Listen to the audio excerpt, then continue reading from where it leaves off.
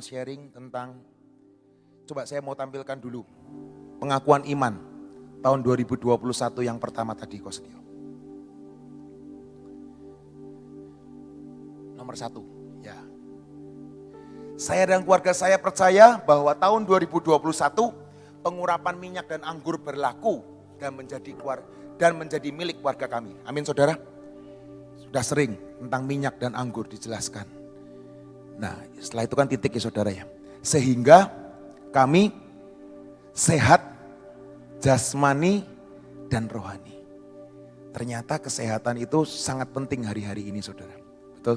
Sehingga kami sehat jasmani dan rohani.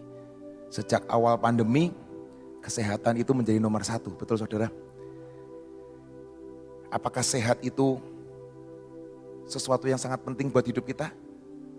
Sangat penting ketika kita takut, sakit, atau kita mulai tidak enak badan. Dan kita tahu banget kalau sehat itu sangat penting. Betul saudara? Ketika kita nggak ada pandemi seperti ini, ketika mungkin kita nggak mengalami sakit, ternyata kita nggak ngerti arti sehat sebenarnya. Ternyata sehat itu sangat penting. Dan di sini dikatakan sehingga kami atau kita semua sehat jasmani dan rohani. Ketika kita baik-baik saja, ketika kita fine-fine saja, kita nggak menghargai arti sehat.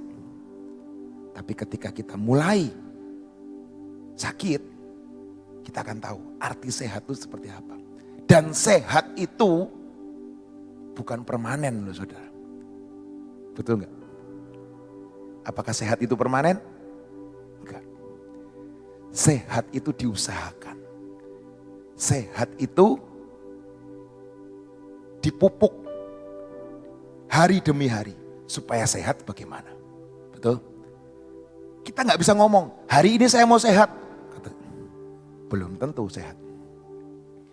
Hari ini saya nggak mau sakit, belum tentu nggak sakit. Betul saudara? Dan ternyata sehat itu nggak permanen.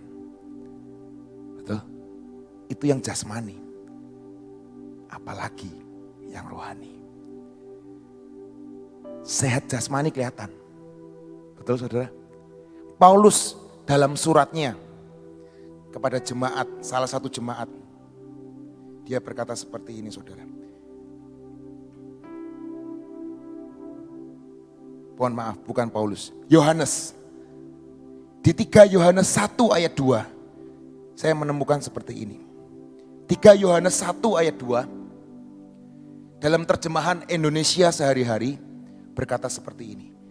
Saudara yang saya kasihi, doa saya, kamu akan berhasil dalam segala hal dan sehat secara jasmani. Sama seperti kehidupan rohanimu sehat. Jadi ketika yang jasmani ini gak sehat, hati-hati loh. Ternyata didahului dengan yang rohani. Ketika Adam dan Hawa jatuh di Taman Eden, Tuhan ngomong, hari ini juga kamu mati. Apakah mereka mati hari itu? Tidak. Tapi rohaninya mulai mati. Di sini di Yohanes berkata, sama seperti kehidupan rohanimu yang sehat. Jadi yang jasmani itu setelah yang rohani. Aneh kan saudara? Tapi itu Tuhan, itu Alkitab. Jadi kehidupan kita adalah from inside to outside. Dari dalam ini yang keluar. Bukan yang dari luar ke dalam. Betul saudara? Yesus ngomong sendiri. Yang menajiskan bukan yang masuk ke dalam. Tapi yang keluar itu yang menajiskan. Betul saudara? Dan hari ini isunya adalah isu tentang kesehatan. Seringkali kita di mall, atau paling banyak di bandara. Hari ini udah jarang ke bandara, saudara. Ada yang ke bandara hari-hari ini? Wah, harus dicolok berarti hidungnya. Kalau saudara buang air ke bandara, nggak usah jauh-jauh deh. Di mall, salah satu mall Cirebon, salah satu supermarket di Cirebon. Saya nggak ngomong supermarketnya apa, karena setiap hari saya berkecimpung dalam hal mall dan supermarket. Kalau saudara buang kecil di mall, buang air kecil di mall, di situ nanti mungkin ada suatu indikator. Pernah lihat? Kuning tua, kuning muda, kuning apa? Putih, putih sekali. Di situ ngomong kalau kuning tua berarti Anda kurang minum. Pernah? Saudara lihat? Nggak pernah lihat? Nanti ya. Kalau ke mall buang air kecil, coba lihat sekitarnya. Di situ ada indikatornya. Kalau di bandara itu sangat ada. Semua ada. Bandara itu pasti ada. Indikator tentang air seni.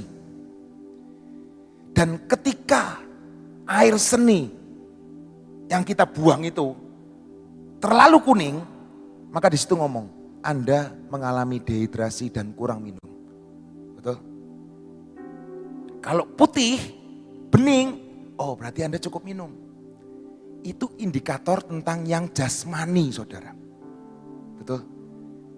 Kalau itu aja sudah kuning, berarti hidup kita secara jasmani gak sehat. Betul, saudara? Yohanes ngomong seperti itu. Yohanes ngomong, yang rohani mendahului yang jasmani. Kita mau buka ayat lagi. Saya berharap saudara mengerti. Efesus 5 ayat 15 sampai 17. Karena itu perhatikanlah dengan seksama bagaimana kamu hidup. Janganlah seperti orang bebal, tetapi seperti orang arif. Dan pergunakanlah waktu yang ada, karena hari-hari ini adalah jahat. Sebab itu janganlah kamu bodoh, tetapi usahakanlah supaya kamu mengerti kehendak Tuhan. Kehendak Tuhan yang mana? Kehendak Tuhan itu kita semua ini sehat jasmani dan rohani. Kemarinnya saya pernah sharing tentang bintang. Ingat saudara, kenapa bintang bisa jatuh? Kenapa? Karena dalamnya sudah gak sehat lagi. Inti bintangnya sudah gak sehat, sudah gak panas, kosong. Dan kalau kita cuma memperhatikan sehat yang jasmania, ternyata kita kurang. Kita harus memperhatikan indikator sehat rohani kita. Gimana caranya kita memperhatikan sehat jasmani kita? Kita gak mau toh, kita diangkat Tuhan seperti bintang-bintang dan pada akhirnya kita cuma jadi tontonan orang, yaitu apa? Bintang jatuh. Bintang yang tidak pernah dilihat lagi. Bintang yang tidak pernah mengorbit lagi. Bintang yang tidak pernah kedengeran suaranya lagi. Memang dia pernah jadi bintang. Memang dia pernah diangkat Tuhan luar biasa. Tapi hari itu sudah tidak ada lagi. Karena apa? Di dalamnya kosong. Di dalamnya sudah tidak ada lagi yang panas. Hari-hari ini kita memperhatikan sehat jasmani kita. Betul saudara? Tapi jangan tinggalkan sehat rohania kita. Karena hiduplah dengan arif. Jangan seperti orang bebal. Orang bebal itu gak mau denger. Gampang ngomong, gampang marah. Gampang untuk melakukan tanpa berpikir dulu. Itu orang bebal. Orang bebal. Di sini ngomong kan di Efesus berkata, janganlah kamu bodoh, tetapi usahakanlah supaya kamu mengerti kehendak Tuhan. Ayat berikutnya.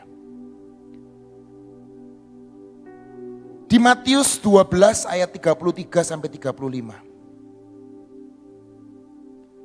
Saya pun akan bacakan buat saudara dari kitab Indonesia sehari-hari. Matius 12 ayat 33 sampai 35. Setiap orang tahu kalau mau makan buah yang enak, ambillah dari pohon yang baik. Buah dari pohon yang tidak baik pasti tidak enak. Karena setiap pohon dinilai dari buah yang dihasilkannya. Hei, kamu keturunan ular berbisa, bagaimana mungkin kamu orang jahat mengeluarkan kata-kata yang baik?